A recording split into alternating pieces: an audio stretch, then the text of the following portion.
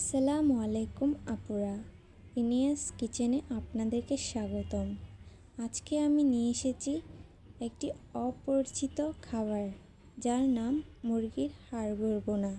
জানি এই খাবারটি খুব কম মানুষই খায়। আমার একটি প্রিয় খাবার, তাই আপনাদের সাথে শেয়ার করতে নিয়ে এসেছি। প্রথমত একটি কড়াইতে পরিমাণ মতো তেল দিয়ে তার মধ্যে একে একে পেঁয়াজ পেস্ট, আদা পেস্ট, রসুন পেস্ট এবং মরিচ পেস্ট দিয়ে ভালোভাবে কষিয়ে নিতে হবে। নাড়াচাড়া করে কষানো হয়ে গেলে তার মধ্যে একে একে হলুদ গুঁড়ি, মরিচ গুঁড়ি, জিরা ও ধনিয়া গুঁড়ি, স্বাদমতো লবণ দিয়ে ভালোভাবে নাড়াচাড়া করে আবার কষিয়ে নিতে হবে।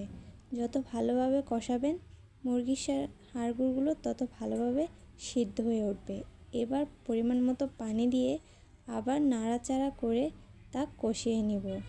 এবার মশলাগুলো যদি কষানো হয়ে যায়, এর মধ্যে আমরা টমেটো কুচি দিয়ে আবার ভালোভাবে নাড়িয়ে চাড়িয়ে নিব।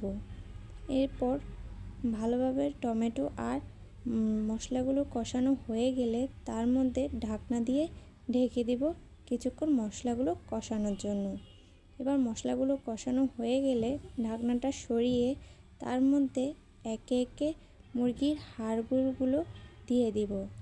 মুরগির হাড়গুলো দেওয়া হয়ে গেলে এর মধ্যে মশলার সাথে মুরগির হাড়গুলো ভালোভাবে নাড়িয়ে চাড়িয়ে আমরা আবার কষাতে দিব। এবার তার মধ্যে পরিমাণ মতো পানি দিয়ে আবার ঢাকনাটা দিয়ে দিব। এবার মুরগির হাড়গুলো সিদ্ধ হওয়ার জন্য কিছুক্ষণ অপেক্ষা করব।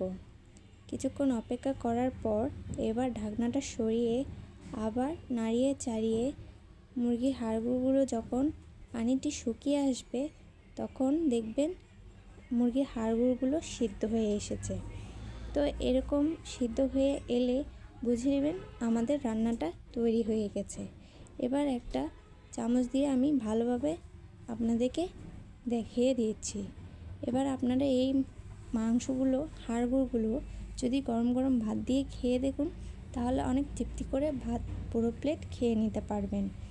এবার এরকম ভিডিও যদি আপনারা আরও পেতে চান, আমাদের সাথে থাকুন, আমাদের চ্যানেলটা সাবস্ক্রাইব করুন এবং বেল আইকনটা ক্লিক করুন।